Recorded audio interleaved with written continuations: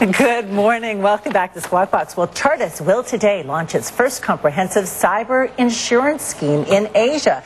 It's called Cyber Edge, and the scheme is aimed at helping organizations strengthen their defenses against cyber risk. Well, Ian Pollard is Vice President for Asia Pacific at Chartis, and he joins us in a First on CNBC interview, sitting around the desk with us here at the SGX. And right next to him is Tony Nash from IHS Global Services. Thanks to both of you for coming in today, guys. Ian, tell us what exactly this product offers. I mean, what do you cover? A hacker, national disasters? Well, yeah, basically the cyber insurance that we're proposing to cover, Cyber Edge, covers personal data liability, covers corporate data liability.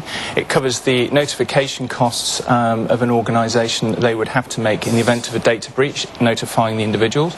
It covers business interruption risks. It covers the defense costs related to those risks, and it also provides direct access to specialist experts in the public relations and also in the legal scope. So how much coverage in dollar terms do you offer?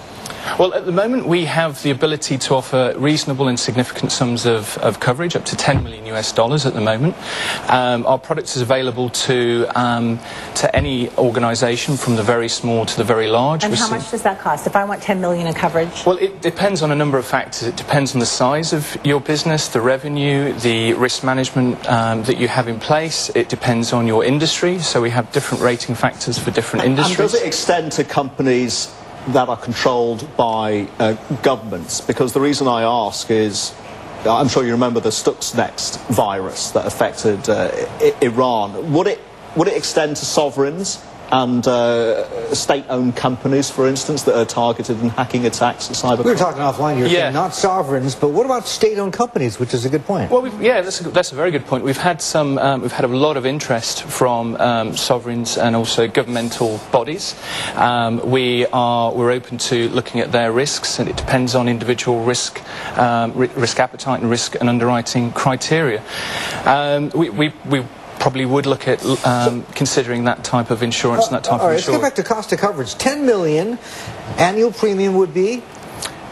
It really depends on the size of the firm, because we use. If your information is up in the cloud? The cloud is a factor.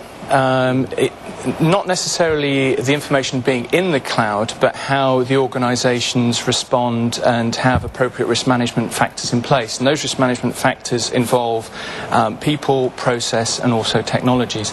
So, from a people perspective, we would like to see organisations from the CEO all the way down taking a very concerted effort to reduce their exposures.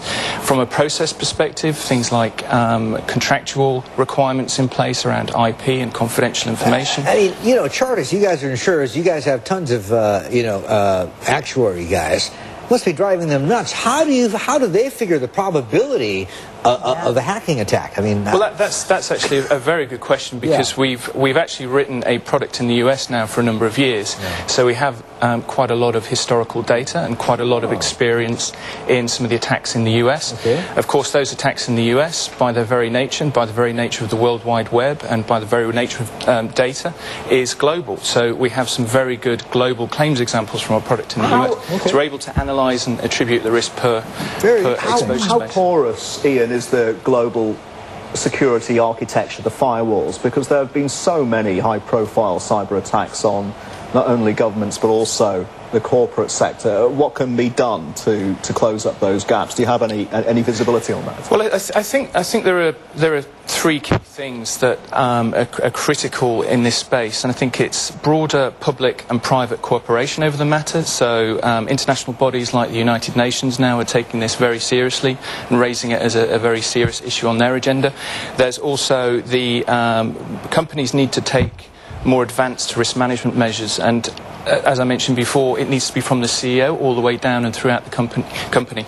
It's not just an IT or finance specialism now. It pervades the whole organisation with all of the information available. Tony's chomping at the bit here. Go ahead. I was just curious. So when a company, say a video game maker, has a breach, we won't name names, but has a breach, and it affects video game players and that sort of thing, how would you interact with them? You would actually come in and help coach them on the PR side and compensate for some of the loss from some of the, say, video game players at the end of the chain as well? I guess there's two very, very clear aspects in that type of scenario that we've seen. The first one is the reputational damage. So from our research, there's potentially a 5% drop in a stock price on the notification of a data breach.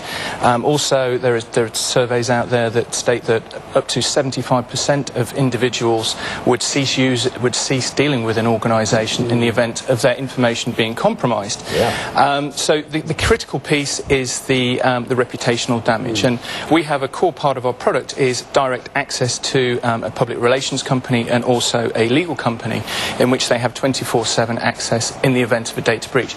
These events can happen at any time, so they don't need our consent to activate that public relations coverage. They can go direct to those firms. The other aspect, of course, is the costs related to privacy breaches.